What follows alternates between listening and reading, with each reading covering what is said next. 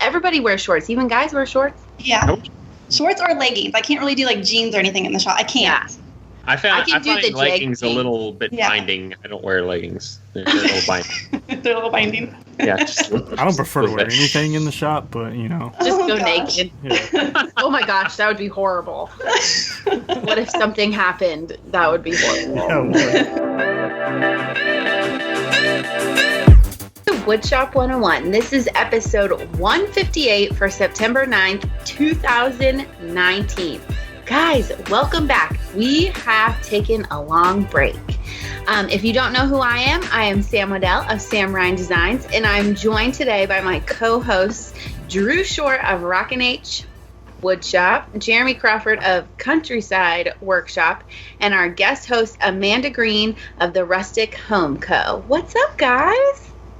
What's going on? Hey. Hi. I feel Vacation. Like I haven't talked to anybody in so long. I know. It's Wait, been who a are you? vacation.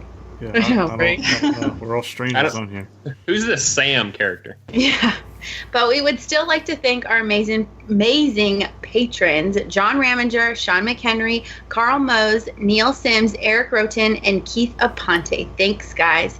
We truly appreciate it. And thanks for sticking with us during that long break. Loyalty there. Yes. If you would like to become a patron to our Patreon campaign, then head over to patreon.com/woodshop101. All of our patrons receive an after show twice a month as a benefit. You can also support the show by purchasing some podcast swag at countrysideworkshop.com/shop. While you are at it, go leave us a 5-star rating on the podcast player of your choice. My cousin left us a review. It was a good review. Really? I have in iTunes. I think so. That's Okay, what I think. That's what they said. Not gone and pulled any iTunes stuff. So, Prepared. yeah, really. Look, We got to get back in the swing of good things. enough that we have show notes right now. Yes, seriously. In Trello. I know. I totally forgot we were in Trello. It's okay, guys. I got this. But, so we're sticking with our same show that we started before our break, where we kind of go do some flash guest intro questions. So, Amanda, we are going to throw some questions at you. Okay. They're rapid fire questions. We each have one. Two. And Yes, we each have two. Yes. As you can see, we're a little rusty. We each have two. And it's just quick questions or quick answers. Okay. So, Jeremy, you can go first. Okay. If you can move anywhere in the world, where would it be? Hawaii. Huh. Have you tried Freddy's yet? I have not, and I've driven past it like 3 times, and every time I see it, I think of you. But like, I'm not hungry at the time, but next time, I will. Next time. Next time. All right, Sam, go. Favorite piece to build, because you always are building so many different amazing pieces. Gosh, that's a hard one. People ask me that a lot, and I don't know how to answer. There's a few. But I would probably say dining room tables. Those are always my favorite. Those are so fun. Yeah. All right. What's your favorite shoes to wear in the shop? My favorite, probably flip-flops. I know everyone's going to yell at me for that. Always wearing flip-flops. Oh, shit. Yeah, I know. Yep. Flip-flop. Mine It's goes. hot. Or socks? It is hot. Yeah. My next question goes along with that. With being a girl, what is your favorite thing to wear in the shop? Like shop clothes, shorts or pants? Shorts. Okay. Yeah. Thank you. Everybody wears shorts. Even guys wear shorts. Yeah. Nope. Shorts or leggings. I can't really do like jeans or anything in the shop. I can't. I can do find the leggings a jeggings. little bit binding. I don't wear leggings. They're a little binding. They're a little binding. Yeah. I don't prefer to wear anything in the shop, but Just go gosh. naked. Yeah. Oh my gosh, that would be horrible. What if something happened? That would be horrible. Yeah, what? Like, oh, God. Oh, we derailed there. Yeah, Okay. real quick. What was your favorite memory as a kid? Oh gosh, that's a hard one. Probably just moving around growing up. My dad was military growing up, so we always moved, and I just loved the experiences of moving to a new place like every 2-3 years. Looking back on it, it was fun. I hated it at the time, but it was fun looking back on it. I hate going to a new school. It made me want to throw up every time. Yeah, no, that was hard. But the experiences, different places. Okay. Very cool. Nice, fast answers. I like it. Yeah, quick. So since we haven't talked to each other in a while, we don't know anything that's going on in anyone's shop. So, since you are our guest, Amanda, what is going on in your shop? Hey, while y'all do this, I'm going to go put my son in bed real quick. I'll be right back. So right now, this week, I just finished a barn door today. And now I'm working on a barn door console with 2 floating shelves that I'll probably install on Saturday. So that's just my week. And then a bunch of barn doors next week. I feel like it's barn door season right now. Yeah. Do you ever get like that? Like you have like multiple of the same things and you're like, when's the break? And then they go away for like months and then they come back. That's how it was when I first started full time. I think before I made a different something, I had 10 barn doors. Yeah. It's weird how it works like that. It really does feel like seasons almost. Yeah. Furniture seasons. Mm-hmm. Yes, definitely. Crazy. I feel like I have a lot of tables, always. Yeah. Tables or like cabinetry. But I did just finish a huge barn door. So it just got installed today. So. Really? How big was it? So it was, my first barn door I built was like 65 by like 87. And I was like, what did I do? But then this one is 90 by 45. And then we did 2 metal pieces and it's made out of white oak. So it is kind of heavy, but it's not, they wanted it to look like 2 inches thick. So I just did a border around the back edge. So it's actually pretty flat. It's just flat on the front. Yeah. So I like it better than, I feel like the other ones I've done had like the true barn like X's. So this one was fun because it was a little more modern. So yeah. Did you post it yet? I want to see that one. No, but you can see it real quick. Okay. Sneak peek. Sneak peek. I will show you guys. It just went up. But if I'm blurred out, you might not be able to see. Oh yeah, true. You're a little Okay, blurred. wait. Let me blur it back out. Unblur screen. Unblur my background. Oh yeah, there it is. That's pretty. So it's a house that I'm renovating. So For yourself? no, for a client. Oh, okay. And so I did everything down to the last little detail of the floor, like the baseboards and everything. So it's coming together. It's been a crazy summer trying to do all of that, but I cannot wait to see it all finished. So Exciting. That's the best. At the very end, when you can see it all. yes. What?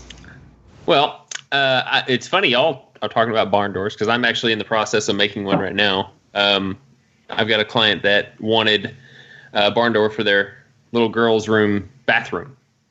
So she has like a ensuite bedroom, which I've never had as a kid. But anyway, they finally decided that they wanted it to be a beadboard style back with a face frame that has a curved little arch at the top. So all of the panels that joined together, I had to make beadboard, I guess, an appearance of each panel. So when it's all glued up, it looks like a continuous beadboard. So that's what I've got on my table glued up right now. I've also got 5 tornado birdhouses out of Eastern red cedar that are being milled up at my contracted CNC person. Also, I am designing this. This is an example, but she wants me to, let me see, I might have to unblur my background now. Unblur. Anyway, working on designing that up right now. Nice. That's cool. And they want 2 of them to flank their fireplace. And then I just got contacted today by the same restaurant owner from Houston, and they want me to make 8 more tabletops for that restaurant. So that will be in the works very soon, and they need it by early October. So I'm going to be busy this month. Yeah, definitely. That'll be here before we know it. I know. Seriously. Don't remind me. I know.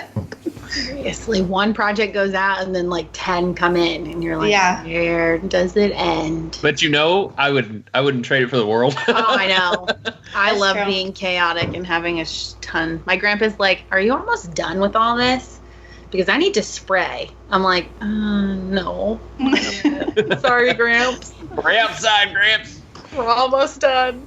So, but Jeremy, you can go next. What are you doing? So currently working on the shop build out. So if nobody has really realized I moved from South Carolina to Rhode Island What? pretty unexpectedly. And it was pretty difficult. Pretty difficult trying to find a shop here, and a place to live. And it just happened to be like we were driving out of town. I was on my way to New Jersey, and this place popped up. So it works. I upgraded. I'm almost double my square footage. I'm up to almost 800 square feet, and I have a dedicated office that's probably 120 square feet. So I'm just working on getting that all set up, and it's ridiculously more expensive than ever imagined. For one, I'm on a huge piece of property. I'm on a lake, and I'm on about an acre, maybe a little bit more. So to get anything ran to the shop is super expensive, and they're having to upgrade my current panel for electrical and then put in a sub panel. So that there's going to be a whole game. I'm getting almost double the amount of electrical from the last shop. Like I told you guys earlier, I got a whole bunch of LED lights coming from American Green Lights. So that's really on my biggest agenda right now, is just get that shop built out. But it's a process. Because the last time I was just so quick about trying to get the shop in South Carolina set up and ready to go. And then there was things I wanted to do, I never got around to it. I was like, I want to paint the walls, never got around to it. This and that. So it's just like, I'm trying to just take the time and get it built out. Go ahead and paint the walls, take down they have like old metal shelving in there. They didn't even put it the right way. They have like the closet shelving. You know how it's got the metal shelving and it's got the little lip where you hang the clothes on.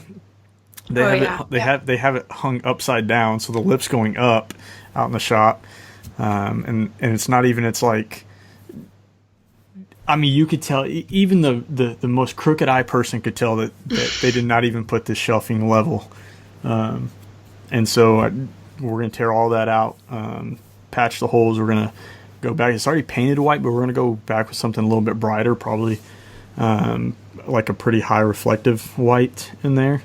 And then it's definitely a never ending. You don't realize over the course of, years how quick, you get your shop kind of how you want it with, especially if you got like bay doors. So like a garage door opener, all those type of things that you're just like, here and there you put money into it. And then you move into a new shop and you're like, crap, I don't have any of this. Like, I don't have any of the electrical, any of the lighting, the garage door openers. Like they're so wonky, so both of those are going to have to get replaced. So it's definitely a process, but it's one that I'm trying to slow down and enjoy a little bit more. That way, once I do have it set up and I'm ready to rock, that like I'm comfortable in it. Yeah, and I'm trying to predict out a little bit further. I was already meeting the limitations of the electrical in my last shop, so this time we're opting for that sub panel. We're putting in a total of like 19 or 20 outlets that are going to be split on 2 circuits, and then we're going to put in 3 220 outlets that are going to be split on all 3 different circuits. And currently I don't have anything that runs on 220, but I'm predicting out that there will be new dust collection upgrade fairly soon, probably in the next 6 months, that will go on 220. And then there's going to be a mini split coming probably I would say in the next like month or two, because we're already in like the 50s here. So in the next month or two, I'm going to guess we're going to start getting some 30-degree nights. And and I need to protect all my finishes.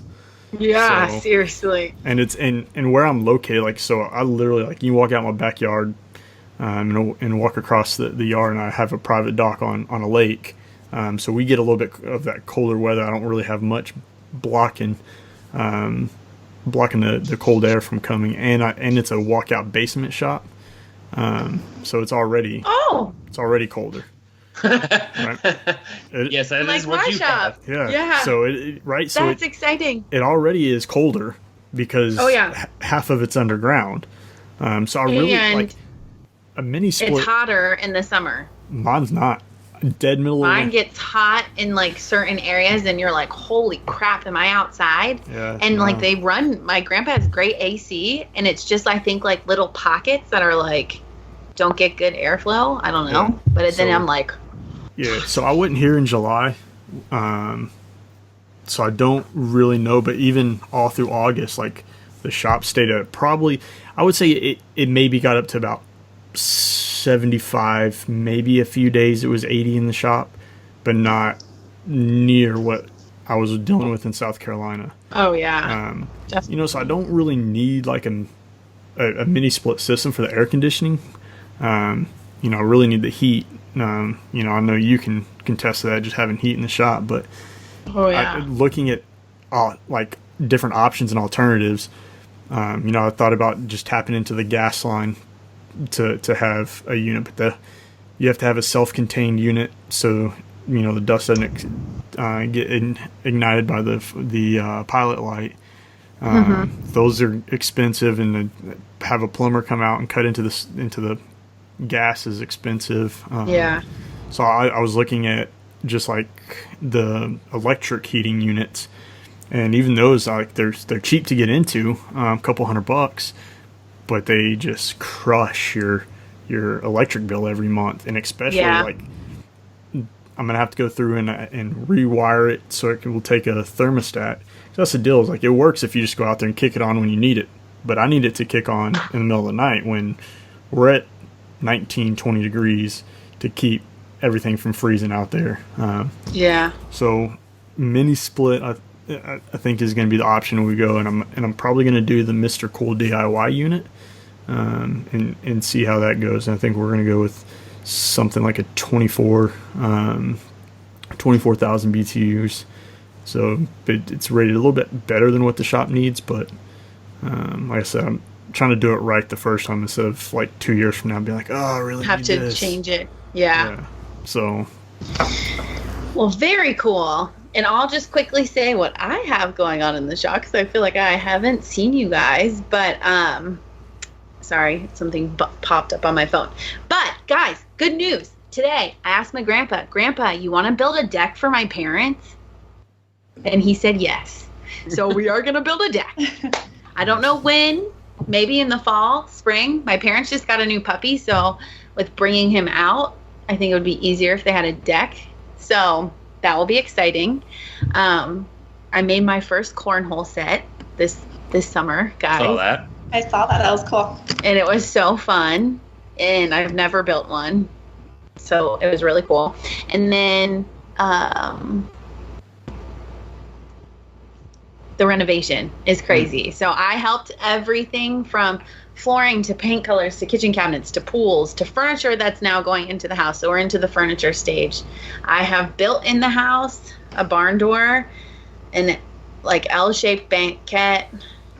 I did all the pantry shelves, so it's an open pantry concept where the barn door will be on in front of it. So we did white oak shelves, so it's actually really cool, and we are going to organize the crap out of it and like make cute little labels, so I'm excited about that. And then we did shiplap on one wall, shiplap in the laundry room, and then shelves in there, bathroom shelves, and then I'm making like a big console that sits in between a washer and dryer for their cat. Guys, let me just tell you about this thing. This thing is mind-blowing. It is so crazy. So the cat walks in, so they had old cabinets that we were just going to try and chop up and then make new fronts for them, but we were like, why don't we just go buy brand new cabinets and then we'll start chopping them up, because it's only like $100. It wasn't very expensive. So coming up, that's what we're about to do. So we'll take off like the doors and cut a little like archway in the one door and put like her name above it, and then she'll have to, then we're gonna like cut where the cabinets come together, cut holes in there so that they walk through. She goes in here, she walks through one to get then to her litter, so then when she leaves, she drops off all of the litter on the way out. How insane is that? Sounds like it's gonna be a better house than mine. Seriously. Right? I was like, Do you have problems with litter tracking journey? I mean, I live out in the middle of nowhere, so I got problems with like all sorts of stuff, gophers and squirrels and chipmunks, and man, it was so funny. I got deer in my yard. My wife's like, I want to plant flowers. I'm like, yeah, you see that deer over there eating our flowers? You don't want to plant any more flowers. Yet he loves living in Rhode Island. Exactly. Yes. Sounds like you love living there.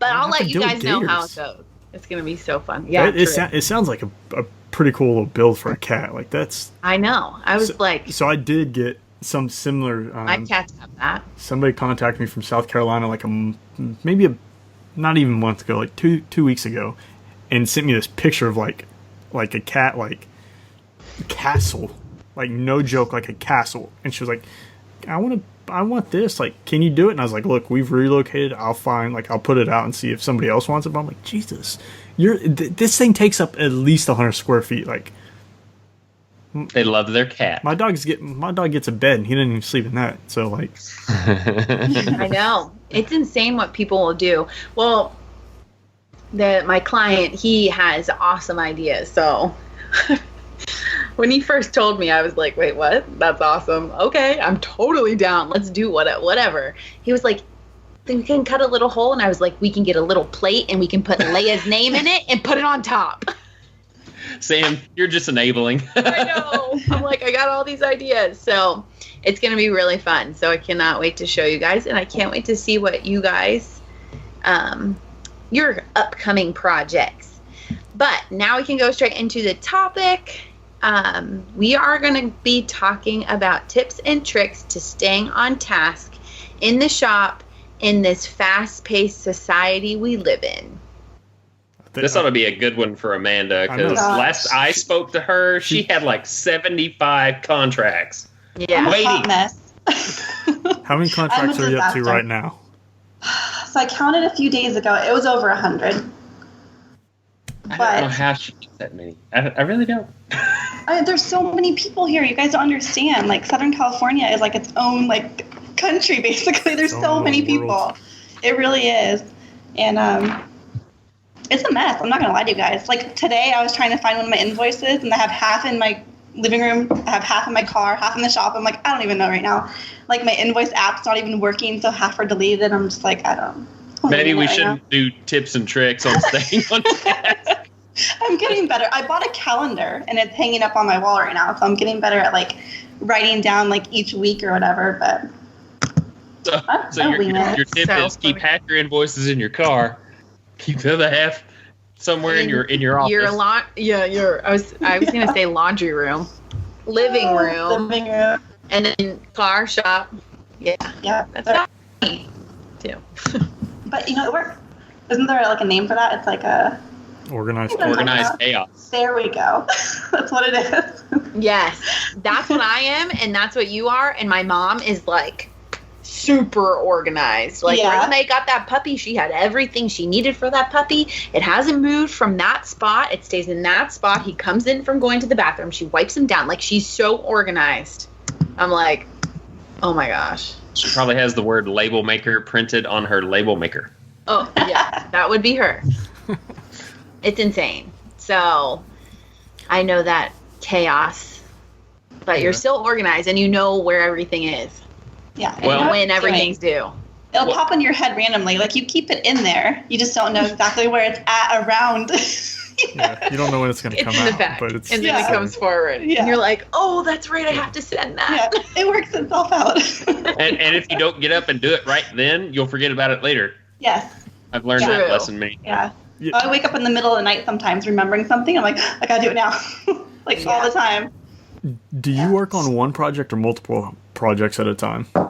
I always do multiple, just because if I get frustrated with one, I can kind of move to the other.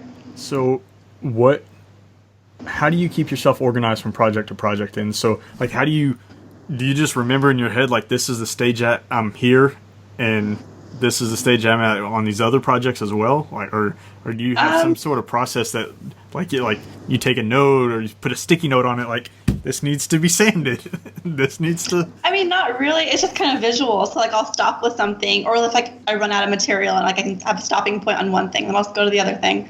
But it's usually, like, the same customer. Like, most customers have, like, at least 2 or 3 pieces per order. So if I can bounce around between those 3, it's usually what happens. But I'm lucky to get 1 per order. Really? I want to know what you charge. Me? Yeah. I mean, this year, since Workbench, I've probably upped my prices a good 25%. So, what's your shop rate then? I mean, like, what do you charge per hour? I don't really go by hour. And see, that's like another question people ask me, and I feel like I'm a chaotic mess with that too, because like I don't have a set like price, and I don't like figure out material price per each project. I just kind of like, I know what it is by now. Like I know around and then I just up it kind of thing. So like, I'm probably not the smartest. That comes with experience and monotony too, especially if you're making the same thing over and over again. Yeah. That's true. Because I can do the same thing with Murphy beds and barn doors and stuff like that. But and if it's like a table that I built before. Yeah. And Drew exactly. Yeah. And we have similar, Drew and I have similar ways to price ourselves. Yeah. And we just do materials, then like shop fees or anything like that. And then we times it by 3, and then I add an extra, which is really like timesing it by 4. Yeah, timesing it by 4. So I just add a little extra. But it's so funny. I'll just toss that in there. I love it when she describes it though, because people are always like, "What? What?" I know. They're like, "Why don't you just times it by 4?" I was like, "I don't know. I think. Well, you probably do this, and correct me if I'm wrong, but whenever you do your multiplication by 3, and then you add 1 more, you look at your times 3, and then you look at your times 4, and you're like, "Well, this client might not be able to afford this. Maybe I'll charge that." Do you kind of look at it like that? Yes, I do. I see where my 3 comes to. Like, I don't think they would be listening to this, but I'm working. I have like semi-built-in tiny hall tree for the cutest family. They're both teachers. They work in DC with underprivileged kids. So I was like, I'm not going to be like, okay, I already like go up on my materials. So if my materials are like $26, I'm going to be charging $30. And if I always up it. Well, you kind of do that with taxes and everything too. So exactly. So I do that, but then I also add a little extra. I have a little buffer, and then I have to add my shop fee and at the end. So I do the times 3, and then I'm like, oh, okay, maybe I don't add that extra material to this client. So well, and that 4, that extra kind of gives you a little contingency just in case your estimates were a tiny bit off. So right. And I don't know. You're right. I do that sometimes. For certain, there's like 90% of the people I know can do the 4, but there's a couple people, or maybe they do something really amazing in the community that I'm like, I'm not gonna charge you my normal amount. And sometimes maybe it's even less than 3. Yeah. So, yeah, I do that same thing too. Or kind of meet them in the middle. Yeah. I'm like, okay, well, I'm not losing any money. I'm still making money. And like this project won't take that long, so it'll be good. Yeah, it'll be good. And it's their Christmas present, so have fun for the wife.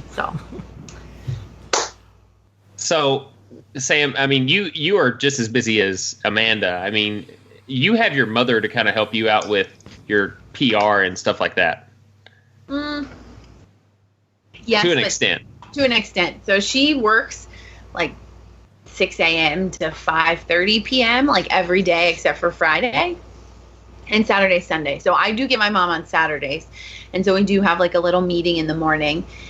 just because we might not talk a couple of days, or we'll text and we'll discuss a couple of things. And then we like to have like a meeting Monday or Sunday or Saturday morning to kind of go over everything. But because we have been stretched so thin on the amount of projects, and with summer ending, because I wasn't in the shop that much in the summer, we had to postpone our meetings, and so then we would just have our meetings in the shop. But we do stay on track. We have a list that we need to work off of. She has a spreadsheet for me of projects coming up, like where we're at in those projects, if we need to email, and then also on the Instagram side. So then people that we have talked to or coming up to collaborate with, then she has it all spreadsheeted for me, and then she just shoots it over to me. So then I send the emails. I need your mother. I know. So nice. I know. Yeah. I'm like, Mom, you're so amazing for doing this spreadsheet for me. She's awesome.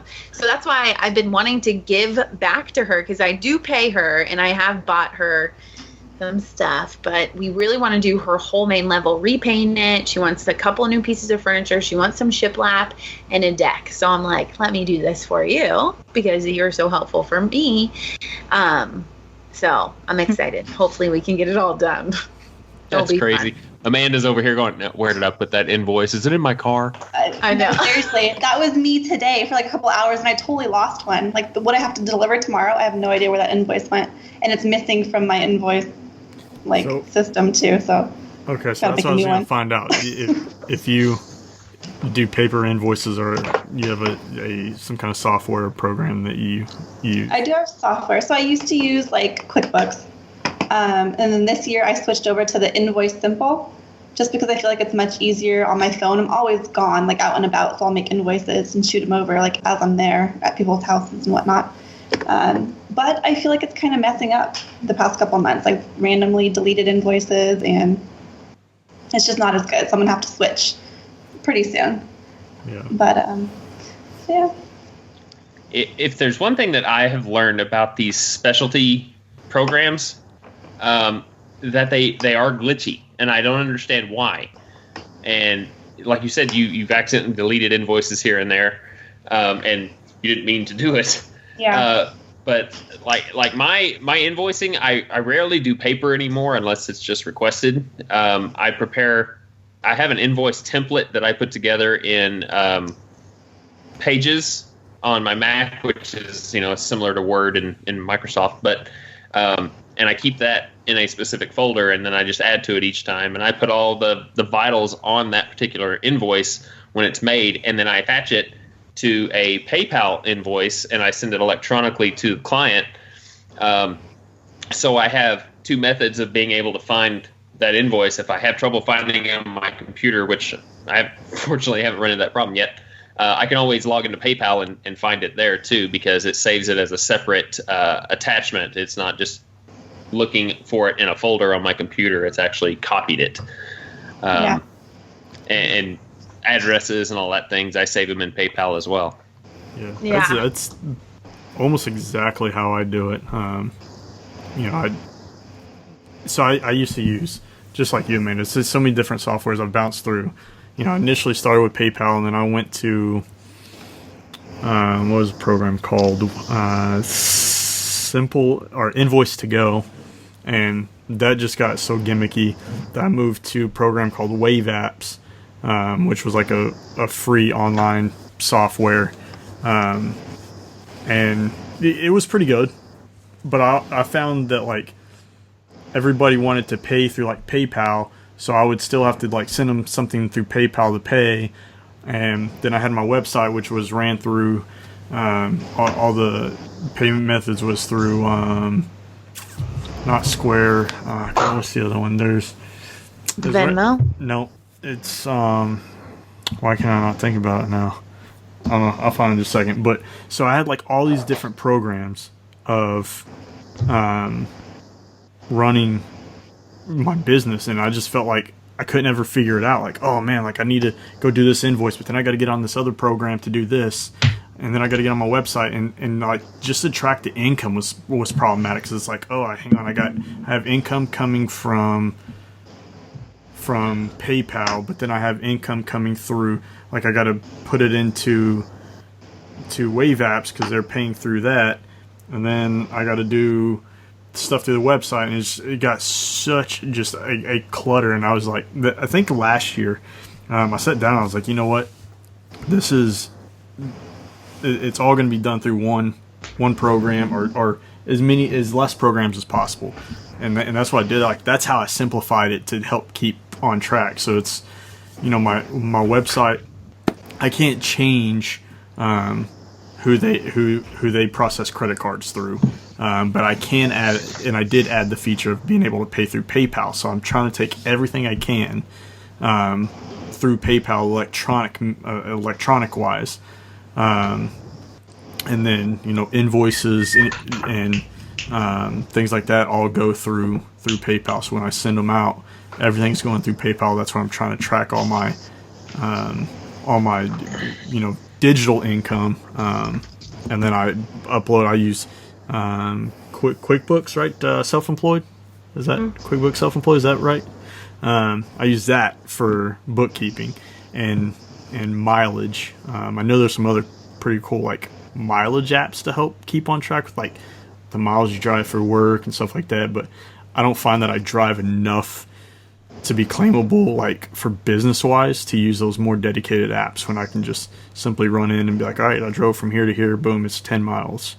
And put it into QuickBooks that way. So that's kind of how I try to keep track of myself business wise. I know it's hard to keep track of all of that, and I feel like sometimes when you start a business, you don't realize, I need to like really be keeping track of all of that. Yeah, I haven't really figured out a way to translate that though into the shop to take that all that information of like, okay, these are the projects and this is who's paid, this is what's coming up. Like I haven't figured out a good method for me to put it into the shop. I do know. When I was up in Alaska, I spoke with Jess pretty heavily about her system, and she uses like a clipboard system, and it's got like her like next 6 projects or whatever that I may try to do something similar to that. But I just feel like I use Trello, so I know like, all right, this is like next project's coming up. But every time I pull out my phone, I find myself getting distracted. So I want to try to get go back, a little. When I say a little old school, I want to go back to some kind of paper method like that's tangible, and I've really done that with like my plans and stuff like that. Like if I'm building off a plan, if I built a plan or I'm using somebody else's, I've started printing them out now and putting them on a clipboard, and I'll have like 6 different plans on the clipboard for my next like 6 projects, so I know like I can flip through them real quick. So that helps me keep on track for like project wise, like what's coming up. But it's hard to pull like that business stuff and put it like apply it to tangible something in the shop. I know. We always like I've mentioned before, for contracts, I price it out real quick. If it works with their budget, then I'll go ahead and do a SketchUp. And then once they approve that SketchUp, then I'll go in and do my whole cut list, then print it out and then have it in the shop. Mm-hmm. But then I also attach it to that same contract, and then we then file it away so that if I ever like need to somehow get it, then I have a printed version. My mom has it on her computer and I have it on my computer, except for she gets angry with me sometimes because I write invoices and then I don't send them to her, and then she's like, I don't have them and we're missing invoice 154. Where's invoice 154? I'm like, I have it, Mom, I'll send it to you. And it's in my car. It's in my car. Okay. Hey, it could be. Wait. Or it's in the living room. It might actually be. I don't know. It's in the living room. Somewhere. It's in the cat house. I saw the dog chewing on something a minute ago. I know.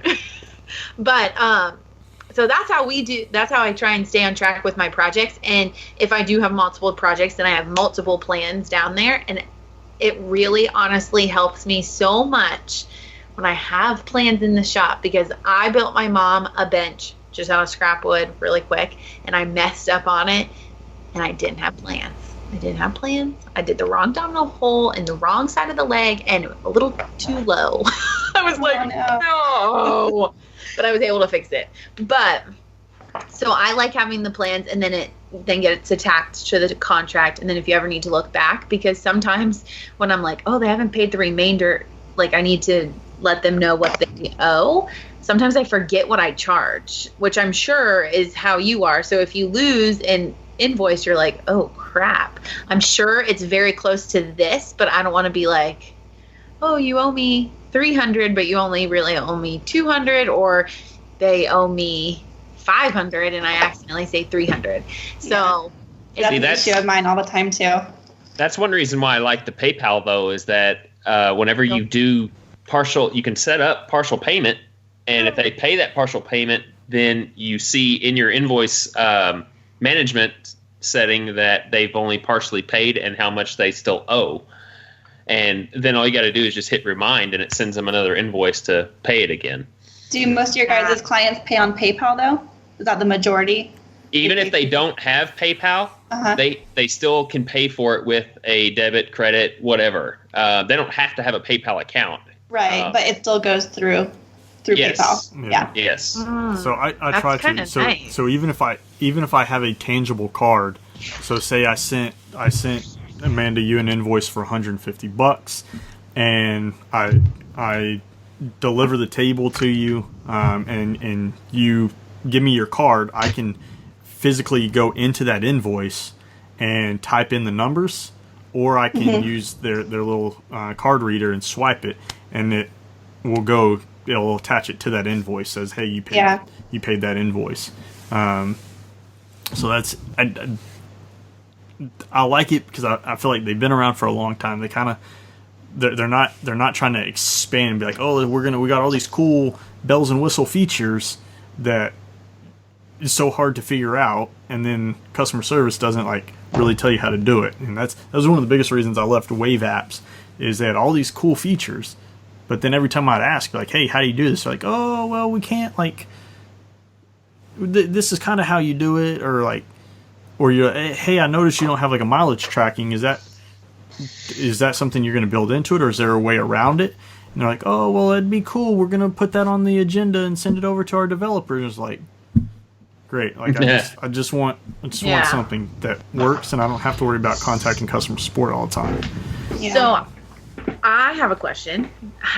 So you write your invoice, because I normally just ask for a check, because then I can attach the check to my invoice after, so then we can keep track that way. But PayPal would be nice, because if you just directly deposit into your account, then you don't eat that fee. And you can go into the setting and record how it was paid, whether it was cash, check, or if they do it electronically, and you just mark paid with cash or check, and it takes that amount off, and you're left with the remainder. So they don't really even need to pay via PayPal. They could still send me a check. Correct. Yeah. But they have an electronic copy via PayPal that you sent to them via email. Yeah. See, that's nice. And when you how do you link that to your invoice? It's the PayPal invoices is all one. It's part of PayPal. If you have a PayPal account, you have PayPal invoicing. And there's a place to attach it. Whenever you're filling out the invoice, the electronic invoice for PayPal, there's a spot at the very bottom that you can attach your personal invoice that you have made electronically on your computer. Contract. Yeah, it's like a PDF. Contract. You can upload. So PDFs like the thing that I always use. Yeah. Yes. Right? You can upload. So I can attach it. Attach it as a PDF, and then you email it all together. This is mind-blowing. Okay, so I can just take my like how I have it saved in my like Microsoft Word in my personal, like it's just always there. It's like a template. I made a template. So then I can just fill it out new like I do everyone. Save it as a PDF like I do. Take that PDF. Do I just go to PayPal invoice? Is that like a separate website? whenever you go to PayPal, there'll be a place on the left-hand side of the main screen that says create or manage invoice, and you just go to create, fill out the invoice that it matches everything that's in your current invoice, and you can set up a partial payment, which is your 50% down, and whenever you send it to them via email, and you have to plug in the email, so it'll automatically send to them. And they have a choice of either paying that partial payment or all at once. And you attach your invoice to that electronic PayPal invoice. So they're all combined together. And then you just hit send. It goes to their email. They pull it up. They hit see invoice. And they can choose how to pay. And then you get attachment. You get a notification when it's paid. Yeah. And if it's partially paid, you'll see it in your management invoice section of PayPal. And when you're ready to get a new payment or the rest of it when it's done, all you got to do is hit remind, and it sends another email with the exact same invoice minus the amount they've already paid. Yeah. That's awesome. I just wrote that all down. And that's the same thing. Like, so, if you're as keen on taking those checks, then they send you that check. Then you can go in there and say, they sent me a check for $150, and you can record that payment directly in there, and they'll tell you what's left over. Yep. It is super, super simple. Yeah. It is super simple and super helpful. That's why I just don't use those third-party apps anymore, because it just made it too complicated. Yeah. But also it leaves you like a paper trail, because I always, like, a lot of my clients have checks, so I give them the option. You can PayPal, check, invoice, and I can do credit cards too, because I have a credit card reader, and they always choose check, and they just send it in the mail. I'm like, tell me when you send it, and then I'll let you know when I receive it. But there's really no paper trail, I guess, really, other than me sending.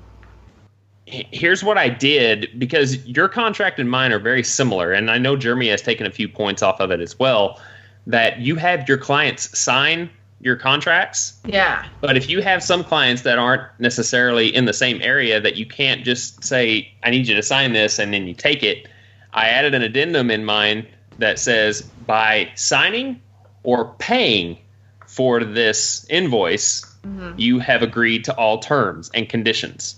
So I don't necessarily have to have a physical signature.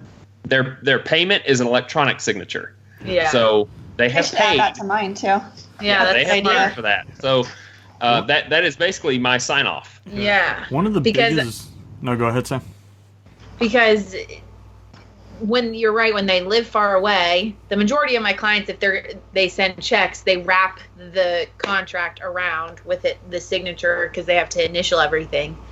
But if they don't do that, I could just add that at the end, just saying that's a smart idea, because then you paying, you're agreeing to the contract. Yeah. Well, if they say so, think about it this way, right? They're sending you that check, and they're sending you that paper, that paper contract. Now you got to keep up with that paper contract. You either got to scan it back in the computer, create a file of it, right? And then, we have a file. Yes, my mom. We have an accordion.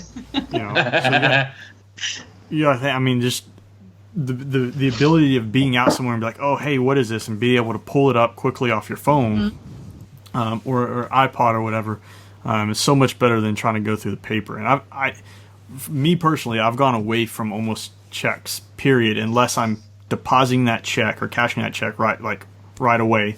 For the pure fact I've gotten burned. My bank does them right away, which is amazing. In the last 6 months, cause there for a while I was getting up. I was like, all right, well, you can send me your check. I'll hold your check until I start your project. And multiple times have I went to cash that check, a month later or 2 months later, and I tell them, hey, I'm getting ready to cash your check. Your project's starting, and their check bounces, and then they never get back with me to get their payment. And so I've already scheduled all their stuff to start, and it just creates more of a headache. It's not like, okay, fine, you didn't pay, I bounce you off and I move another client forward. But it's the fact that now I'm wasting precious business hours trying to track this payment, get it paid, notify you the payment hasn't done, try to get another payment. So I tell them, if you're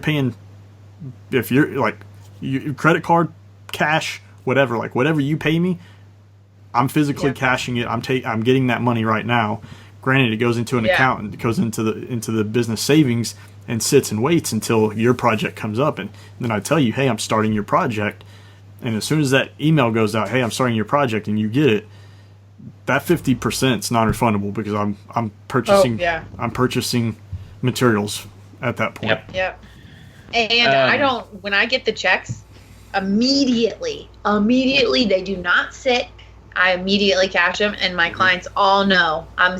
Even if you're like 2 months down the road and you're just paying now, I cash and I move, and I just know, okay, that's their money. I'm not touching it. It's for their project. But then just so they know that they've now really secured that spot, they're paid and they're ready to rock and roll once it's their turn. So, and then I just take the check and staple it to our printed out invoice, and then we file it away.